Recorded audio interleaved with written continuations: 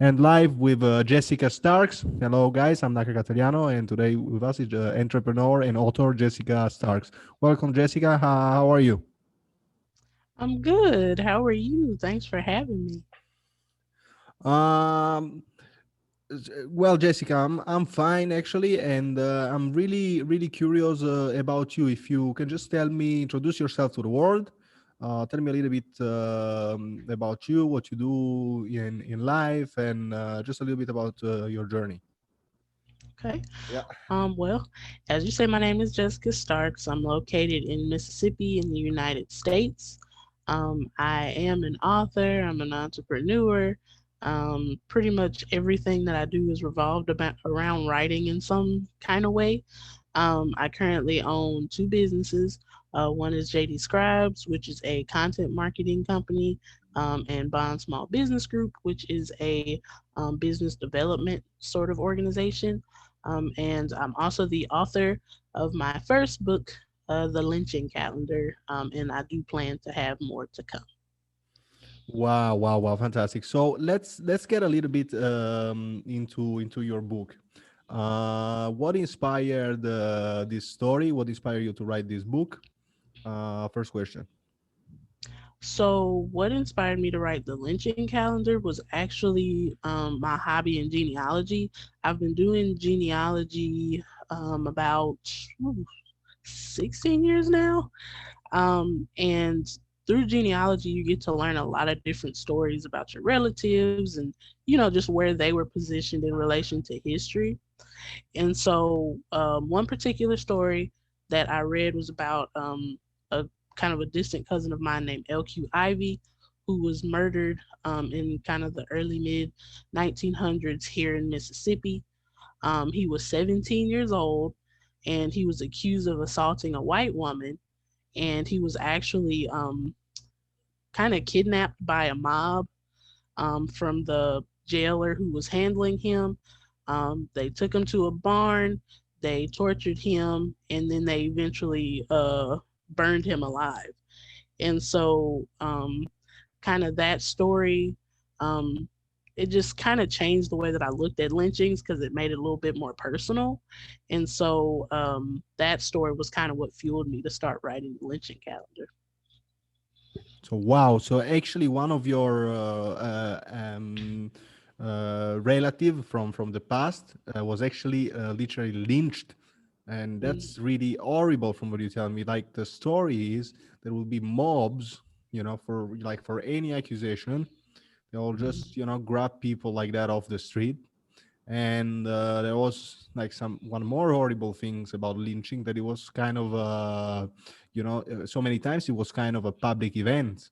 The people mm. have barbecue and they'll take pictures, and so it was just, I believe, especially in Mississippi, right? Because it was, that's like deep in the south, and I have this impression that it was at the time very deeply racist, with a lot of KKK activity and so forth. Right. It happened, which granted, it happened all over the United States, but the South was kind of like they were almost the face of it, I guess you would kind of say. Because, like you said, with the KKK, people, it was a little bit more blatant, and we were honestly the southern states like Mississippi, Alabama, even Florida, Georgia, some of the last ones to kind of outlaw slavery. I mean, yeah, outlaw slavery, That was, they kind of were, go against. in other words, they was racist to the bone, the last one. Right, because even I believe it was Alabama, in maybe just the past maybe 20 years, they just made it legal for people of different races to even marry. So if that kind of gives you an idea of how kind of late some of the southern states are to Oh the my game. God. Can you repeat that again? In the last 20? Yeah, I believe it's in the last 20 years, they just kind of allowed interracial marriages. Oh, wow. Yeah, Wow. yeah. That's incredible. Okay. Mm, Wow, mm, wow, wow. So first thing that I understand from this story, that you're deeply connected to this story. Second of all, so you were studying genealogy, so then you started to learn more about your family, your ancestor. That's what inspired you to write the book. And when Mm. did you take the decision? I'm going to write this book. It is meaningful. I must write it. And really, what was your motivation in that moment? What did you feel? Like, you feel I have to bring this story? What happened? What ticked? Well, yeah, because at the time when I wrote the book, I was 17, so I was the same age that LQ was when he was murdered. Um, when I found out about the story, and so for me, it just kind of made me think about, what were his final thoughts? What was he feeling when he knew, okay, I'm not going to go back home. I'm not going to see my family. I won't have a family. What was his family going through? How did they feel? And even what was the mindset of the people who murdered him? Where, what place do you have to go to in order to do that to somebody? And so just me being curious about that kind of inspired me to write it in the different perspective. So in the book, you won't just see it, oh, this is what happened to CJ, who is the character based off of LQ. You won't see it just, okay, he was murdered. You'll see this is what LQ thought, this was his perspective, this was the perspective of the person who accused him, this is the experience of his family. You'll get to see everybody's point of view about the situation. So the first thing that to say is that you were 17 at the time. So you could, Mm. so that would you kind of, because you had the same age, you could totally relate at the time Mm. what was this what's going on. Second of Right. all, you did really, you really went deep into this, like you immersed yourself into this. And I don't know how, because that can be pretty dark. It can be Yeah. pretty dark to just look at one story like this, as someone who's on the outside. But it gets Hmm. even darker. It has to do with your heritage, and it can be pretty dark, like really dark, if you're 17, 18. That can be really a profound experience. Yeah, it really changed how I looked at the world. And it kind of gave you like a sense of fear, like you just didn't feel safe anymore. But it was something that in my mind I'm like, well, this really happened. These people were real people, which in the book the characters are fictional, but these happened to real people. People really, their families were broken up and they lost their lives over things that some of these people didn't even do, and it was just purely a hate filled act. And so I wanted to make sure that people really understood that, these were real things, these things were happening. In some cases, this is still happening. You can still read articles about people being lynched, whether that's them being drugged, them being hung from trees, them being beaten, whatever the case may be, these people are being murdered unjustly. Yeah, this is true, and it actually happens. Episodes of violence happen all over the world, whether or Mhm. not they are racially or ethnically related. Some I'm sure are, but there are so many other that just it's just violence. It's horrible. But here's the question: so in order to dive into the mindset of the authors, you have to really kind of become really empathic. You have to be uh, first of all, the research, like how was the entire research process? Did you go to libraries, articles? Did you call up people, National Museum? What was the like really the process technically? Well, oddly enough, for me, I didn't have to dig, like, I didn't have to do just a ton of research, mostly because of the genealogy aspect. So a lot of the stuff I had kind of already researched in a way because of me doing genealogy. Um, some things were I was listening to podcasts, I read books. My family, they're big history buffs, so we were constantly learning about different things, but I'm a fan of kind of the offbeat history and the things that you don't always hear about. So I read a lot of articles, like I said, read a lot of books, podcasts, things like that.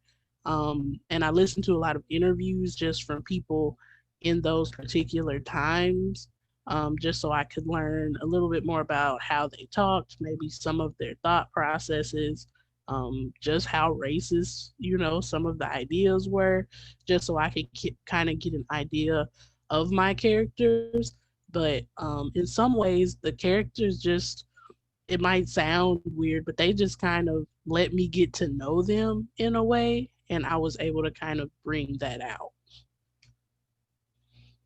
Wow. So, did you have some, like some mentors, some people that were there with you, maybe a professor or someone who could help you out in the process, or did you just go alone, like on this journey? Yeah, it was kind of, I just kind of went alone. My family played a big role in the process. They kind of helped me through it because, like you said, it's a really dark process and it can be emotional and emotionally draining. So they kind of, Yeah, absolutely, Jessica. I just when I watch some interviews, whether it's interviews that that deal with dark topics such as war or violence or something like this, I get sad, and yeah. it's pretty sad that writing a book about it can be really, like you say, emotionally draining. Yeah, sorry for interrupting you, but go ahead. Oh, no, you're fine. But and even the way that I wrote it, for me, and I think some readers feel the same way, it's like you get to know these people just as people, and then when they're kind of snatched away from you, it makes it sting even more, as if, even though these are people that are not connected to you, it's like this could be my cousin or my brother or, anybody in your family. So it gives it really a personal feel. And so I think the reader kind of goes through the same journey that I went through as I was writing it. Wow, powerful. The lynching calendar. Yeah, sorry for the pronunciation. So let's get a little bit into the, a little bit into your, into the really the book, the book journey. So, although many of these what you took out was really due to your research, but there must be somewhere where you turn the research and the articles and the story into some sort of creative process. Or I believe, I don't know if that is true for writers, but sometimes you must have like some aha moment, and then where you go like, that's how the story played out, and that's who this character was. How does that creativity, does it find you? Do you have a process, or you just how did you do it? I mean, I know it's a real story, but Mm, it's also narration, so it's very real, very true. Okay, we are talking about some historical facts that actually happened, but there is some narrative to it.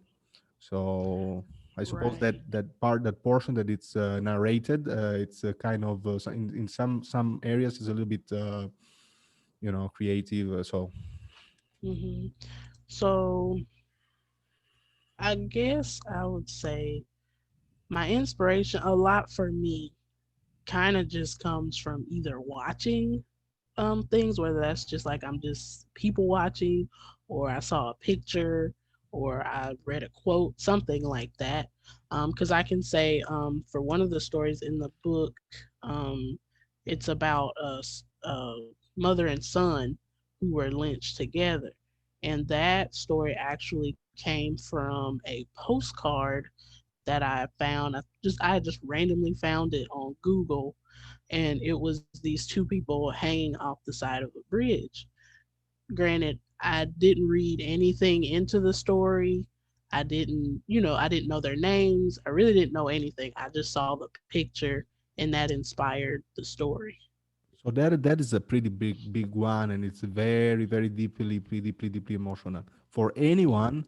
But I believe especially for a woman, right? Because maybe you can relate much more with the character, empathically with the character of how this mother could feel, you can put, Right. even if you're 17 or 18 or 20, you can put yourself, I don't know, 5 or 10 whatever years ahead in the future, and you can really, like, I believe, for a woman, you can really so that's some really dark story to dive into. And some really Right. powerful story. Another thing is to say that if you live in that area, in an area like Mississippi, because you said you're from Mississippi, that history, that heritage is around there, like it's geographically around there. So you are geographically in that area. So there's actually names of streets and places, and maybe not your city, but your nearby city where some of this happened. Hmm. So it's actually there, which is different than writing it from maybe some other place. Like some authors, they take and if they have the chance, they go off to like a quiet place where they can just relax, and they can get into context, but you're there. So I believe that Right. must be kind of different, right? Than doing it from maybe Hawaii or some quiet island where you just sit down and say, now I'm just gonna look it from a distance and I'm gonna write the book. But then you're there and you're really living your day-to-day life over there. So I believe that's some other thing to take into account. Right. Because where my cousin was murdered, it I don't even think it's quite an hour away. So it's almost, like you said, it's just all around you. You can feel it in the air, you can breathe it in the air, you can see signs of it. It's all around you, and it just kind of becomes a part of your DNA too because you're here. So yeah. Yeah, it's that, and then it's even more powerful when you see some of the things that's going on to this day, which Mm, racially in terms of racism that's going on in this up until this day, which even makes it more can make it even more emotionally draining, mm-hmm. because then maybe you get a fatalistic, say you see nothing is changed, or kind of you can see, to this day you can see some of this darkness, and that is even more can be even more frustrating. Right. So I have now another question. How long did it take for you to write the book, to go through the process, and how did you hold yourself accountable? Because you have to be there. You have to supposedly build one chapter after the other. You have to go, complete the book. So these are two questions. How long did it take you, and how did you hold yourself accountable to keep on going? Mm, As far as actually writing the book, it didn't take me very long, oddly enough. I tell the story all the time. I was sitting in my statistics class because I was a senior in high school. I was in my statistics class and I just kind of had some extra time on my hands and I started writing. So it might have taken me like a semester. So that's a few months to write it. And then as far as publishing, um, granted, I'm 26 now, so obviously there was a long gap in between when I published, versus when I wrote it. And a lot of that was just me trying to build up my confidence, because, again, it's a dark story, it's a heavy story. And I knew it was something that not everybody can handle. So I guess for me, I was just nervous about really putting it out there. Would people receive it well? Would they understand what I was trying to do? So it took me a couple years to actually um, start towards publishing it. And then between me, kind of cleaning it up and publishing, I think I gave myself maybe like a year. And then I finally got it out there. Okay, so editors, publishers, how did you navigate all of that context? Finding your own publisher, finding your own editor, building up the cover, Mm. and when you clean up the book, what do you mean? How was the cleaning up process? What are some So of the things you encounter on that particular moment of the journey? so when I say clean up, I mean going through the editing process, formatting the book, getting the cover, kind of figuring out like my marketing plan and things like that. Um, as far as me finding my editors and things like that, a lot of it was just through Google and Facebook groups. So I did a lot of research on the publishing companies because I self published my book. I read a lot about traditional versus self publishing, like the pros and cons, finding out how much it would cost for me to actually do that. And then just kind of comparing the different publishing companies from one another so I could see which one maybe fit what I wanted, and what my goals were for my book. And then finding the person to do my cover and my editor, things like that. A lot of that I got through Facebook groups. So I joined a bunch of like self published author groups or new author, independent author groups. I'm in so many different groups. But I got a lot of referrals that way. So And so I these, was so able, you can say these, all of these groups were so a lot of research in terms of you could Google a lot of stuff and nowadays and then were they supportive in this group? Like, do you find a support group? Did they help you out on like all these social Facebook? Because I believe they usually are. yeah, they were really supportive. It was kind of like, sometimes you worry about, okay, am I asking a dumb question or, something like that. But everybody was really nice. Pretty much any question I had, they were willing to answer, or they knew somebody who might would be able to help. um, and they gave you a lot of choices. So, for example, I was like, okay, does anybody know a good editor? I got at least like 10 to 12 different people, just so because people are like, you want to find an editor that matches your style, that you vibe with. You don't want to constantly be fighting your editor, because then that makes the work suffer. So they were really supportive, and they gave me a lot of resources. So yeah. Yeah, not only it makes if you're fighting closely with your editor, that it also messes with your confidence, and drains you emotionally Yeah. even more, especially if it's your first book, right? Right. And like we said, it's the big part is we're just having the courage to go out there and publish it and saying, well, will anyone will buy this book, or is the story all right? Okay. So now, Yeah. going back in the past, would you put the book out earlier, like immediately? Would you embark on the journey of putting it out immediately, or actually, I'm gonna ask you a question. What were the biggest mistake you made as an inexperienced author, and what you published it earlier, and what have you learned, about during the process, about yourself, maybe about writing, about all this, what was going on? Hmm. That's a good question.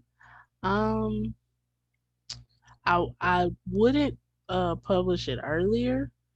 Because I'm a big believer in timing, and because oddly enough, I was trying to publish another book before this one, because at the beginning I was like, this is not going to be my debut as an author. Like, I was refusing it, but um anytime I was trying to work on the other one, it just wasn't working out. My edits weren't going right. I couldn't find a good cover. It just wasn't working.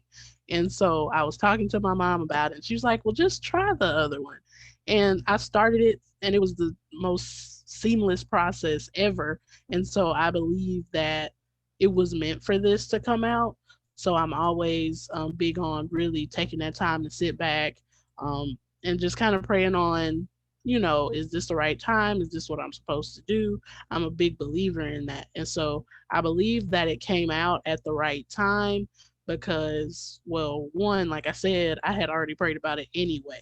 But two, let's see, it was the year after the book came out was actually when the George Floyd case happened. So, I'm like, okay, this is going on. Now people have this renewed interest in race relations and things like that. And my book was able to kind of be a vehicle to help people understand why we Well, felt the way that we felt. you said Oh, George Floyd. When did your book actually came out? On which day? um, it came out in October. The years are going by so fast because I celebrated a year. So it came out in October of 2019. I think that's right. And so right after that was when the George Floyd stuff happened.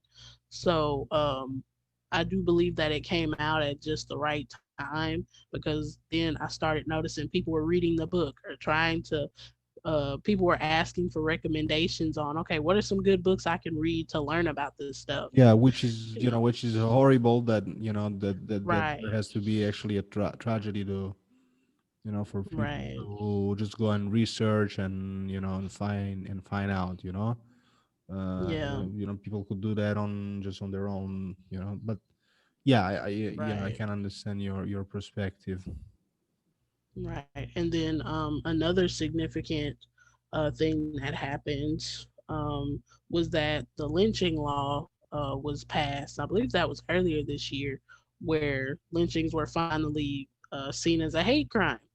And that was a case people have been fighting for decades now. Like people had been trying to make it a hate crime and make it, like a major offense.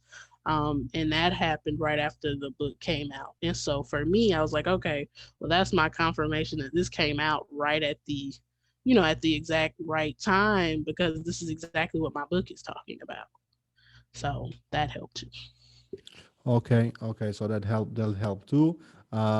Did you add some links as for your research and inside the books? Can they find all the information, or whenever they The read where did you get the research from, or some of these cases you talked about the famous postcard, because maybe people want to dig into it.